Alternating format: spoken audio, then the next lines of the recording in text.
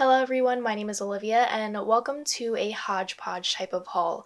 We have things that I got from a thrift store, books I recently acquired, one makeup item, and a couple of plants that I want to share with you. I wanted to do this type of haul because I have things other than books that I really want to show you all that I am very excited about. So let's start with the thrift store haul, and at the end of the video we'll talk about the books that I recently acquired to keep you a little bit interested, keep you on the edge of your seat, keep you engaged, you know? So throughout the last 2 months, my family and I have gone to thrift stores every single weekend to just browse and look for anything that might interest us, and it's a great way to get out of the house but not go anywhere that's too crowded, and I really enjoy just going to different thrift stores, seeing what they have in stock, and just exploring different items that I probably wouldn't get but really interest me. So throughout the 2 months that we have been doing this every single weekend, I have acquired a couple of things from different thrift stores that I'm very excited about that I want to show you. So the first thing that I have here is a brown leather belt. This has kind of like a palm print onto it that's very subtle. It's not too loud and out there, but I have been looking for a brown leather belt for the longest time because I have tried to get pleather belts, but they always end up ripping apart. When I wear high-waisted pants, I want to have a very sturdy belt that will last me years upon years to cinch in my pants around the waist. So I wanted to get a brown belt to match my brown outfits, and I'm really happy that I found this in a thrift store. I think it was only like $4, so that is an amazing steal, and it fits me perfectly, so I am very glad that I was able to find this in a thrift store. Another thing that I found in a thrift store last weekend that was such a find and made me so happy was this cable knit gray sweater. I am such a big fan of The Lighthouse, which is an A24 film that I saw with my best friend. We are both obsessed with that movie and how weird it is, and just the aesthetic of it all, and the two characters in The Lighthouse always wear sweaters very similar to this.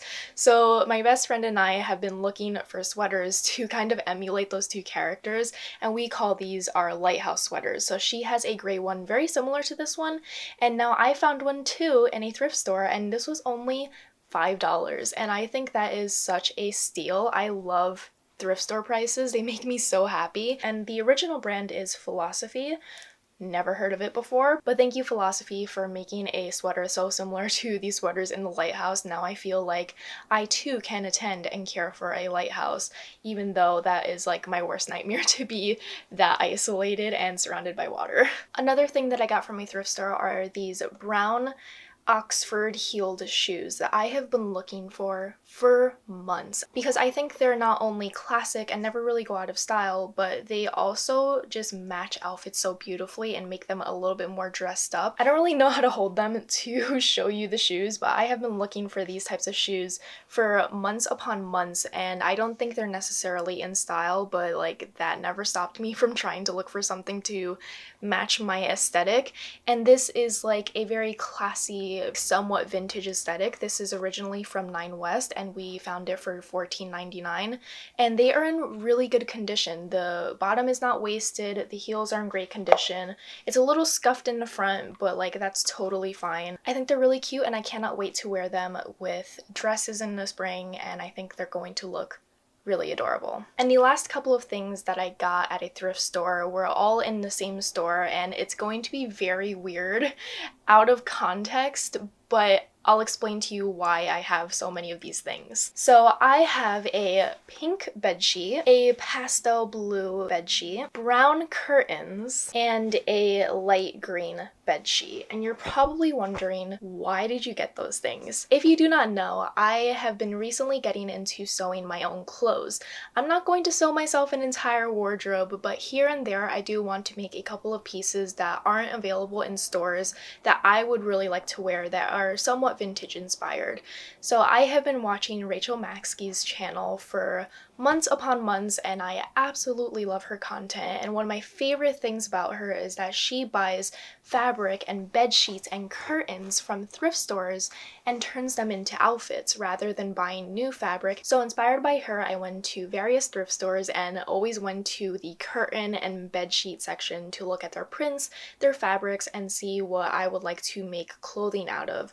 So I have this green sheet that I have no idea what I'll probably make out of, but it might be be a skirt. These brown curtains are a thicker material, and I think I'm going to make a pinafore out of it, somewhat similar to the one that Rachel made on her Instagram that she shared, and I was absolutely in love with it, and I really wanted to emulate that style and make one for myself. So I got curtains very similar to the one that she used, and I'm going to make them into a pinafore, and I'm very excited about that. And this blue bedsheet I am hoping to make a Belle inspired dress out of from the original movie Beauty and the Beast.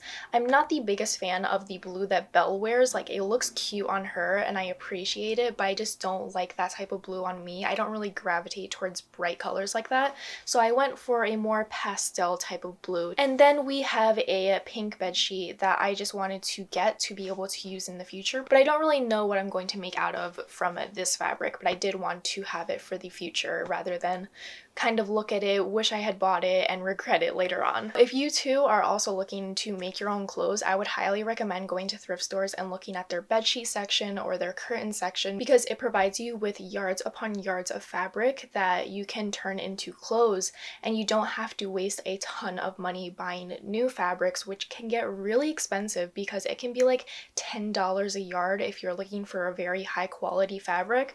But this fabric is very easy to work with. It's made out of cotton, it's a very good material, and you thrifted it, so you are able to save some money and not contribute to fast fashion if you're into doing that as well. So that is something that I'm very excited about. I found all of these in the same store and I am super happy with what I found. All of these fabrics thrifted together came out to $40, so each fabric piece was basically $10 each, and I think that is amazing. It is such a steal because if you have worked with fashion, you understand that fabric can get really expensive. So I'm very glad that I was able to find that, and it's a very weird type of thing to thrift, but it's going to create such cute outfits that I cannot wait to work on. So now let's move on to beauty items. I only have one for you for this video, but I do want to mention it because I am very excited to try it. And I originally found this product on Hiram's channel, which I have been watching obsessively, and I love his videos so much. He's so good at explaining things to those who are new to skincare. So I was looking at one of his videos about moisturizers because I have been using a ton of different moisturizers, but I haven't found one that I'm absolutely in love with. So I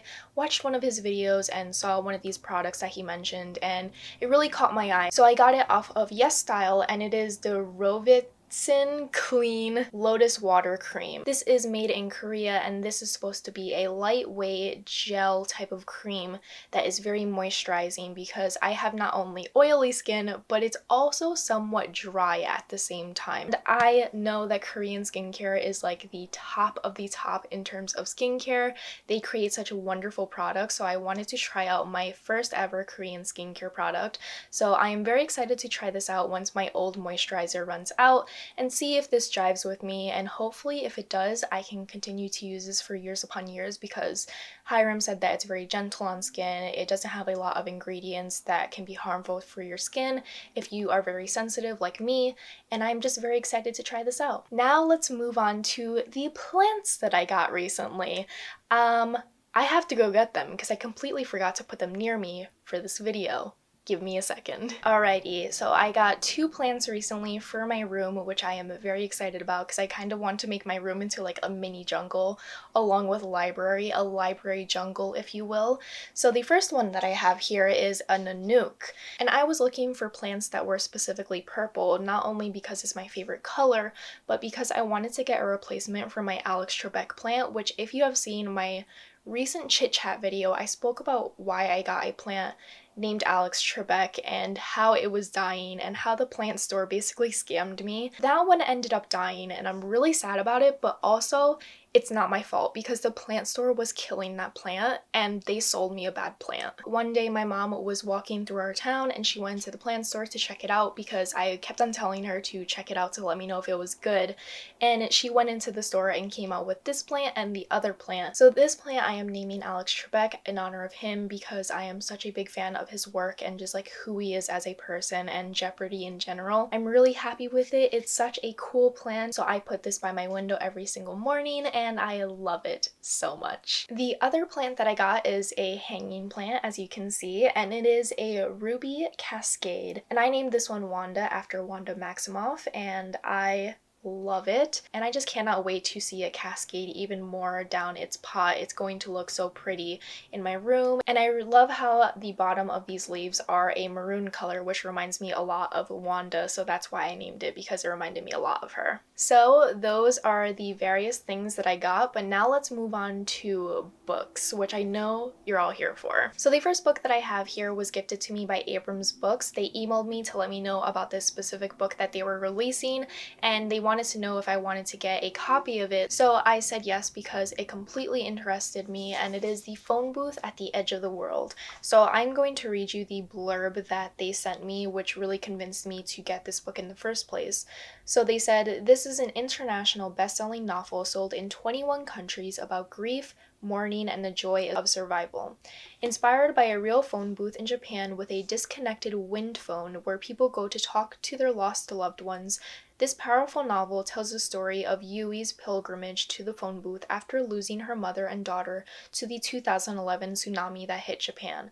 I am so interested in this concept, in this phone booth that is actually a real thing in Japan. I actually read an article about it a couple of days after I got an email about this book. I think this concept is absolutely fascinating, and I think it's such a good way to have people talk to their lost loved ones in a very symbolic way, to talk to them on a phone that doesn't actually work. And I cannot wait to read it. It seems like it's going to be a very quick read, but a very emotional one. And you all know how much I love books that explore grief and just like sadness in general. I really enjoy hard-hitting books like that, so that's why I had to get this, and I'm very, very excited to read it soon. The next book was gifted to me by Random House, so thank you so much to them, and it is How Beautiful We Were by Imbolo Mbue, and this is a historical fiction that I'm actually right in the middle of. It follows a village in Africa named Kosawa and the people who live there, and how their lives are drastically changed once an American oil company comes to their town and starts drilling there and ruining the environment they live in, and how that can have some very catastrophic events on the people who live there.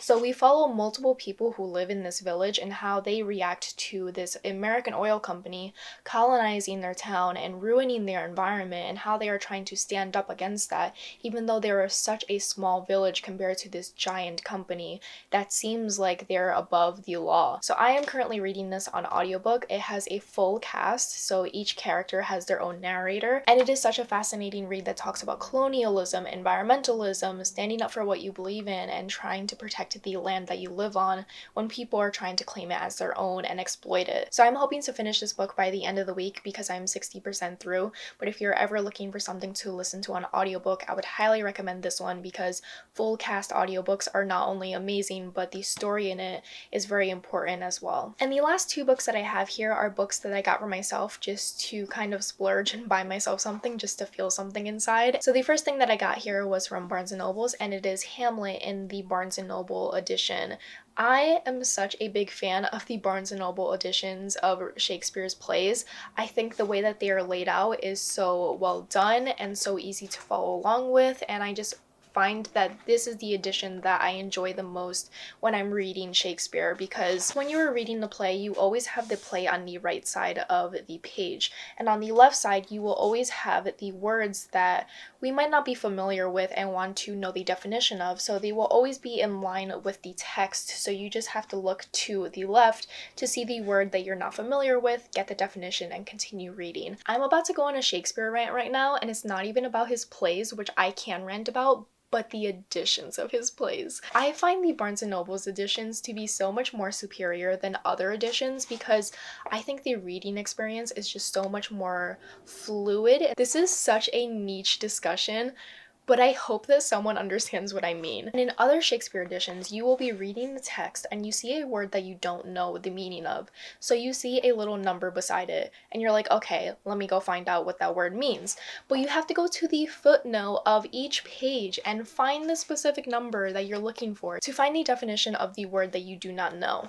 I think that is so tedious, and it really takes you out of the text when you're reading it. I feel like you're constantly being pulled out of Shakespearean plays when it's laid out like that. So I enjoy the Barnes & Noble's editions because the text is always on the right side, and if I see a little 2, I just go to the 2, which is in line with it, and I don't lose my place. It is just such a seamless reading experience when you're reading Shakespeare.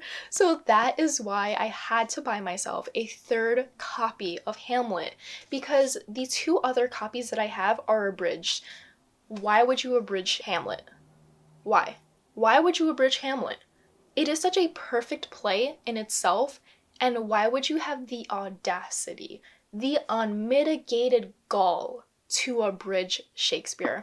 And the only reason why I knew that was because I brought my own edition of Hamlet to college and we were reading it out loud. And while we were reading it, I was like, what page are you guys on? Like, what act are you on? And they told me the act, and I'm like, I don't have that in my edition of Hamlet.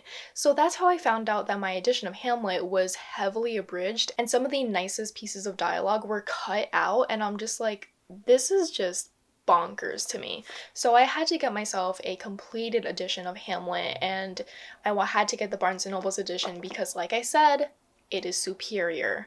So that is a long-winded story about Hamlet that probably only 2% of the viewers in this video care about, but I had to make the rant nonetheless. Moving on to something that people actually care about, I got myself a copy of Act Your Age, Eve Brown by Talia Hibbert. When I read this title online before it was coming out, I kept on reading it as Act Your Age, Evie Brown.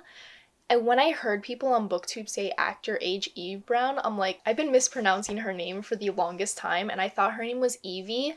I think I just read it wrong, and I didn't notice that her name was just Eve and not Evie. So I was like, oh, okay then. I am so excited to read the third book in the Brown Sisters series, following Eve Brown, who is having her own romance, her own story being told, and I literally do not know anything about this third novel, and I don't want to. I just want to go into it without knowing much and just enjoy myself, because Talia Hibbert's books are so good and so fun to read, and once you start reading it, you don't want to put it down. So that's all I need to know. I know I'm going to love it because I love Dani Brown and I enjoyed Chloe Brown, but I feel like I'm really going to enjoy Eve Brown and the story that she has to tell. And so many people have been giving it 5 stars, and I really trust her reviews and I trust their taste because it's very similar to mine, so I know I'm going to love it. So I had to get myself a copy. I might also be doing a reading vlog for this particular book, so be on the lookout for that because I think it's going to be so cute, so fun, and such a fun reading vlog to do. I'm getting old. I need to prop myself up on a pillow because I feel like I'm not being supported sitting cross-legged on my bed. Do you understand how old I feel? Alright. Oh my god, it feels so much better. I feel like my back is supported. Hold on. And we're almost done here with the things that I recently acquired, and the last thing that I want to talk about is a book-to-movie adaptation that I am in love with. And it is And Then There Were None. This was gifted to me by Shannon, and she gifted me a Blu-ray copy of And Then There Were None off of my wish list because this is not available on any streaming service. And Then There Were None is a book-to-movie adaptation that came out in 2015. It was a mini-series in America and it had 3 episodes. Each episode was 3 hours long, so in total it's like a 3-hour adaptation of And Then There Were None by Agatha Christie. And Then There Were None is one of my favorite books by Agatha Christie. I seem to be very picky with her writing. I don't seem to jive a lot with her other works, but Then There Were None, amazing. When I first saw this adaptation in 2015, when I graduated high school, oh my god, I was absolutely obsessed. The aesthetic, the cast, the tension, the setting, beautiful. Absolutely amazing. It is such a good adaptation that I feel like nobody has seen, and I think the reason for that is because it aired on Lifetime in America and never aired again. And it is only available on Amazon in America, and I think it is $20. So I'm like, you know what? I want to rewatch this adaptation multiple times because I greatly enjoy it. Why not just get a Blu-ray edition so I can force my friends to see it with me? It is just such a superior book-to-movie adaptation that is so incredibly underrated. So if you want to spend $20 and rent it on Amazon Prime, listen, It's a good adaptation, you're getting your money's worth, and it's a very long movie. So those are all the things that I recently acquired and I'm very excited about. I got some plants, I got some things at thrift stores, I got some new books that I wanted to tell you about, and I hope you enjoyed it seeing this hodgepodge type of haul. Let me know if you would like to see more hauls like this in the future where I don't only just show books, I also show different things that I got recently that I'm very excited about. This is like somewhat of a haul and a favorites video because all of these things make me really happy, and I'm just really happy that I was able to obtain all of them and they really brightened my day. Be sure to follow me on Instagram because I do post when I haul items like these over on my stories, so if you want to see that before anyone else sees it here, follow me on Instagram. Be sure to comment something down below that has made you happy recently, whether it be a book that you've read, a movie that you've seen, or a clothing item that you've recently hauled. I would love to hear some positive things. Oh my god, that was my elbow! I would love to hear some positive things down below, and I hope you all have a wonderful day. Bye!